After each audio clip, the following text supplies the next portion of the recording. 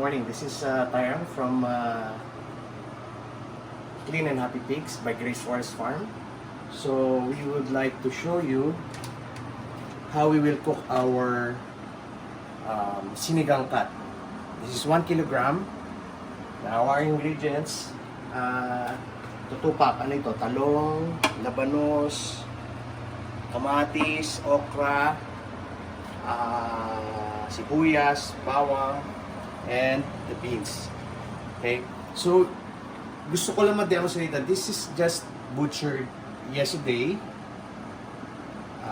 Coming from 75 kilo na live weight, nakakuha kami ng 52 kilos na meat. So, this is, i-vacuum pa kagabi doon sa bahay nila Peter.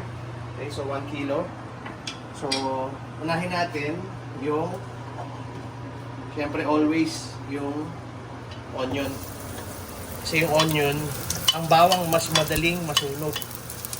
So, inuuna talaga yung onion. Igisa natin.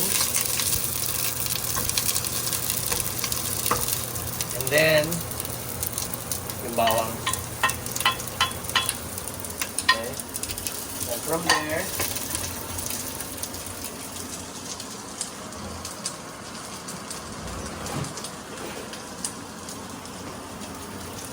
gugupitin na natin yung ating 1 kilo na sinigang cut. Medyo, kita mo pa. Kita natin. So, ito yung itsura niya. Really fresh. Yan o. Walang amoy mo ba? May amoy ba? No. Okay. So yan, i-ano na natin yung temperature natin, meat. Okay, so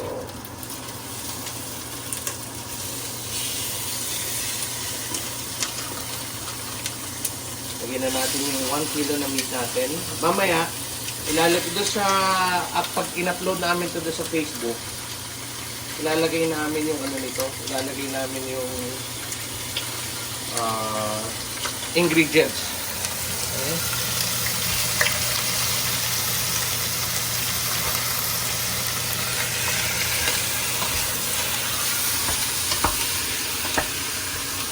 Wala na tayo, yung beans natin, cut na natin. Wow. Lagyan na natin ito ng water. Kapag ito yung ginamit natin baboy, malambot kasi, fresh pa, hindi siya kailangan na ganong katagal. Nakita mo yan? Yan o. Ano masasabi mo sa sinigang natin? Ano yun? Gumagamit pa pala ng landline ngayon. Siguro mga 5 minutes. Tayo natin si Karen. Subukan na natin yan. Okay? So, siguro total of mga 35-40 minutes. Nandito na tayo, so tikman na natin, papatikman natin kay Karen. So ito yung, oh wow, lambot, yung malalaman natin ngayon yan. Okay, so masarap, maraming gulay. Malalaman natin mamaya yung skin. Kasi nung tumikim tayo ng nilaga, ang sarap talaga. Ano natin?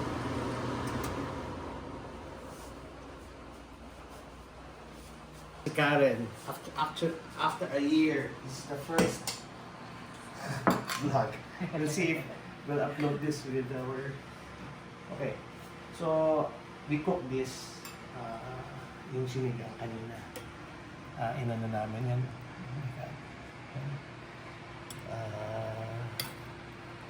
Mga 45 minutes ago while nagpapak ka ng mga Ang importante dito is yung lasa ng baboy. Because we just butchered this yesterday. Dumating dito, ipinak natin ng gabi. And then, hindi mo pasado ba? I wanna taste yung ano. Okay? So, number 1 yung laman. Karen, ikaw. You go ahead. Try mo. Wait, it's soft. Yes. Hindi siya saan. Really soft. Yeah? This is smell. Yung smell niya, pansinin mo. There's really no, alam mo yung palengke taste. Yung It smells really clean. smells like meat na this same similar yung mga amoy na pagka you buy a premium mga steak, premium mga, Yeah. diba? Kasi ito pinrito ko rin muna eh. So yung taas parang may crunchiness and then yung loob. Okay. So wow. Hindi ako but I wanna try the fat because dito rin malalaman natin yan, no? So paghati mo pa lang, look, parang mabilis siyang nahati, ano? And then let's see. Yeah. Oh my God. Sorry, I know that you don't eat, but I'll let you try this. Just for you to, because the Karen doesn't eat fat.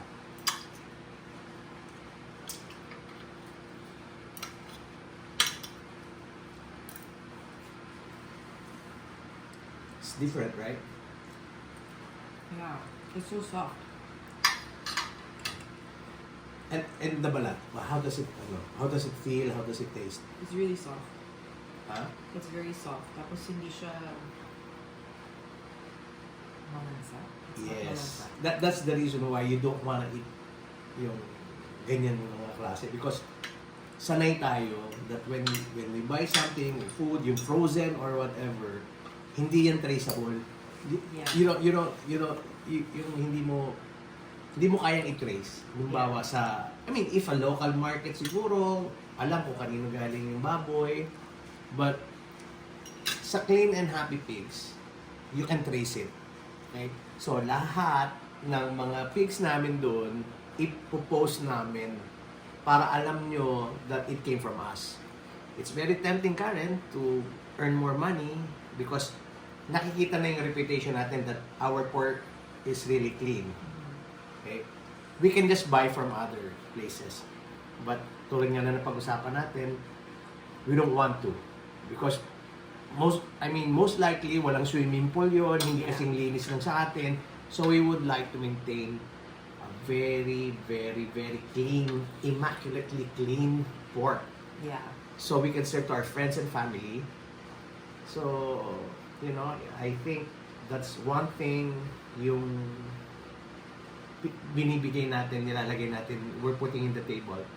Sa table ng friends and families natin. Yeah. And future friends. Because we're gonna have more friends along the way because we'll be feeding them with we very, have very good clean pork. and healthy pork.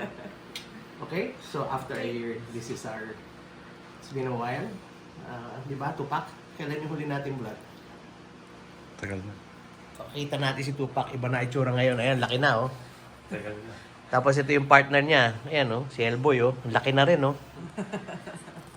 Okay, so the next time we go to the farm, we'll start doing our vlog again.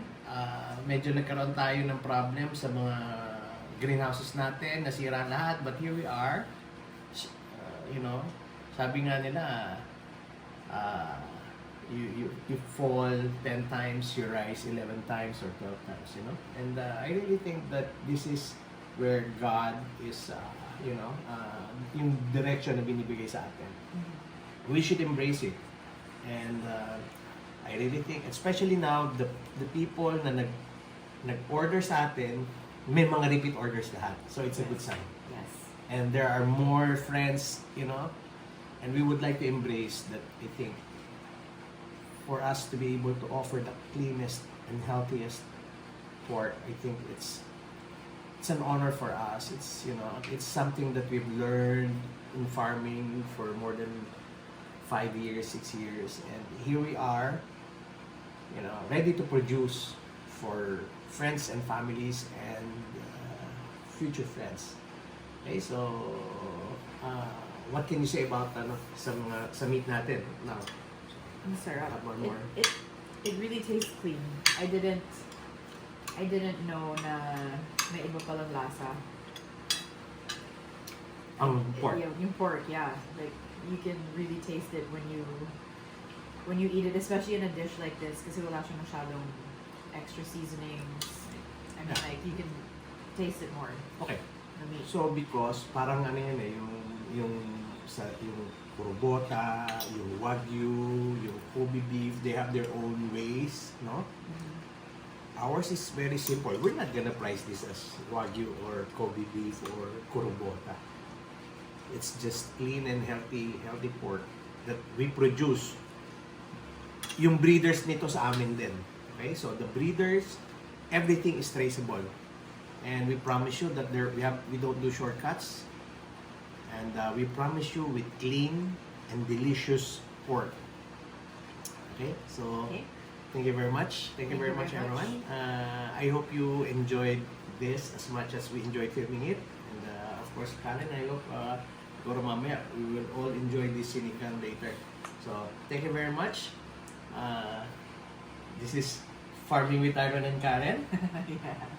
with Clean Clean and happy face. Clean and Happy Pigs by Grace Forest Farm. So thank you very much, everyone. Enjoy your weekend.